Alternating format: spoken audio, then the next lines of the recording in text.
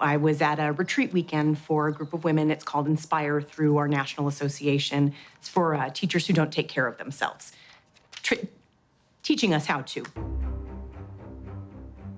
The first day I got there and our leader said, you need to go ground. And I'm like, okay.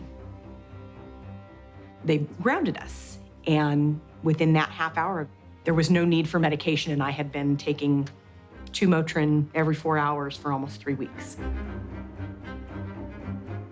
The district that I am in already actually has, with Clint, a school that has a grounding classroom.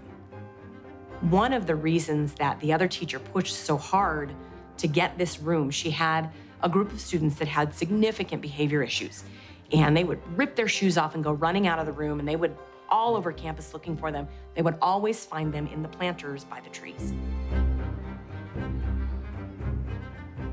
But I had one teacher tell me in a special ed class that they had runners. And what a runner is a kid who just runs out of the classroom and they take off and everybody has to go find where the student is. I realized that these kids who are the runners, they're running out to the far back corner of the school campus, and it's the only place that has grass, and they're sitting down on the grass. And so I went back and I talked to my special education director, and I said, can we try this? Can we try this with some of our students with autism?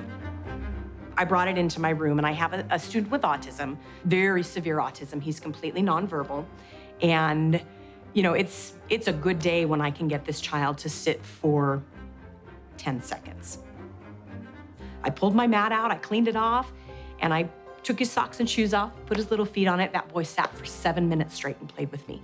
He sat for 7 minutes straight.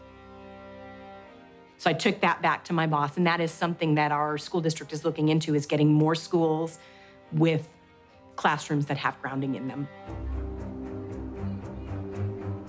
I've heard stories from teachers in classes where their students are grounded that they have half the level of referrals for discipline.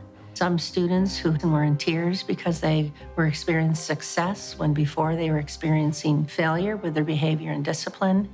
I've heard stories from teachers with autistic children who have been grounded, where they have less of what they call the meltdowns. And the meltdowns are less frequent and shorter, and they come back into the classroom and they're learning more than they had learned prior to the grounding.